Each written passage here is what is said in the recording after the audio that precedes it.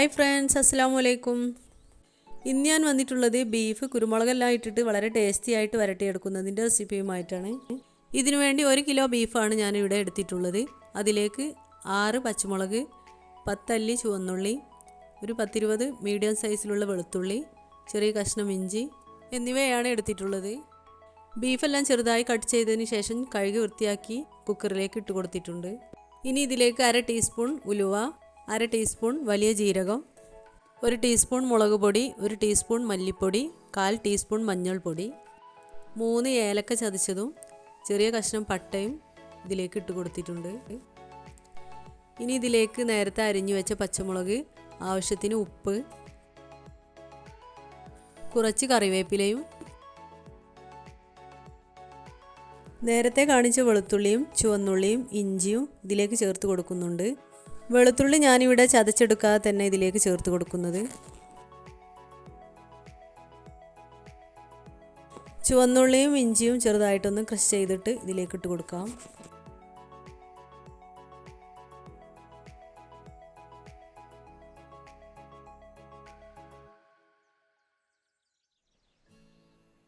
ഇനി ഇതെല്ലാം കൂടിയിട്ട് നന്നായിട്ടൊന്ന് മിക്സ് ചെയ്തെടുക്കേണ്ടതാണ്.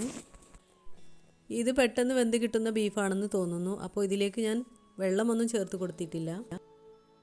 ഇനി ഇത് ഗ്യാസ് സ്റ്റോപ്പിലേക്ക് വെച്ച് നന്നായിട്ടൊന്ന് വേവിച്ചെടുക്കേണ്ടതാണ്. ഇത് ഞാൻ ഒരു വിസിൽ വന്നതിന് ശേഷം 1/4 മണിക്കൂർ ലോ ഫ്ലെയിമിൽ വെച്ചപ്പോഴേക്കും ബീഫ് വെന്ത് കിട്ടിയിട്ടുണ്ട്.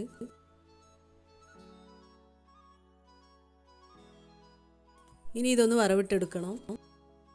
അതിനായിട്ട് ഞാൻ എടുത്തിട്ടുള്ളത് ഒരു 10 അല്ലി ചുവന്നുള്ളി ചെറുതായിട്ട് അരിഞ്ഞതും, 1 ടീസ്പൂൺ അത്യാവശ്യം എരിവുള്ള കുരുമുളക് പൊടിയും, 1 ടീസ്പൂൺ എരിവില്ലാത്ത കുരുമുളക് പൊടിയാണ് ഞാൻ എടുത്തിട്ടുള്ളത്. ഇതിവിടെ വീട്ടിലുണ്ടാക്കിയ കുരുമുളകാണ്. അതിൽ പൊള്ളയായ കുരുമുളക് മാറ്റിയെടുത്ത് പൊടിച്ചെടുത്തതാണ് ഈ എരിവില്ലാത്ത കുരുമുളക് പൊടി എന്ന് പറയുന്നത്.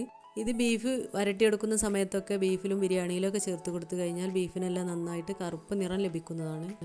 കൂടുതൽ ചേർത്ത് കൊടുക്കരുത്. ഇനി ഒരു പാൻ ചൂടായതിന് ശേഷം അതിലേക്ക് കുറച്ച് വെളിച്ചെണ്ണ ഒഴിച്ച് കൊടുക്കാം. വെളിച്ചെണ്ണ എല്ലാം നന്നായിട്ട് ചൂടായി വരുന്ന സമയത്ത് ഇതിലേക്ക് നേരത്തെ അരിഞ്ഞു വെച്ച ചുവന്നുള്ളി ചേർത്ത് കൊടുക്കാം. ഉള്ളിയെല്ലാം ബ്രൗൺ നിറമാവുന്നത് വരെ ഒന്ന് വഴറ്റിയെടുക്കേണ്ടതാണ്. ഇനി ഇതിലേക്ക് നേരത്തെ പൊടിച്ചു വെച്ച കുരുമുളക് പൊടി ചേർത്ത് കൊടുക്കാം. വറവിടുന്ന സമയത്ത് കുരുമുളക് പൊടി ഇങ്ങനെ ചേർത്ത് കഴിഞ്ഞാൽ ബീഫിന് നല്ല ടേസ്റ്റ് ആയിരിക്കും. ഈ സമയത്ത് ഇതിലേക്ക് 1/4 ടീസ്പൂൺ നല്ല ജീരകവും 1/4 ടീസ്പൂൺ ഉലുവയും പൊടിച്ചത് ചേർത്ത് കൊടുക്കാവുന്നതാണ്. ഇനി ഇതിലേക്ക് മല്ലിയിലയും കറിവേപ്പിലയും ചേർത്ത് കൊടുക്കാം. അപ്പോൾ എന്നും പറയും പോലെ തന്നെ എൻ്റെ വീഡിയോ ആദ്യമായിട്ട് കാണുന്ന കൂട്ടുകാർ ആരെങ്കിലും ഉണ്ടെങ്കിൽ ഒന്ന് സബ്സ്ക്രൈബ് ചെയ്ത് സപ്പോർട്ട് ചെയ്യണേ.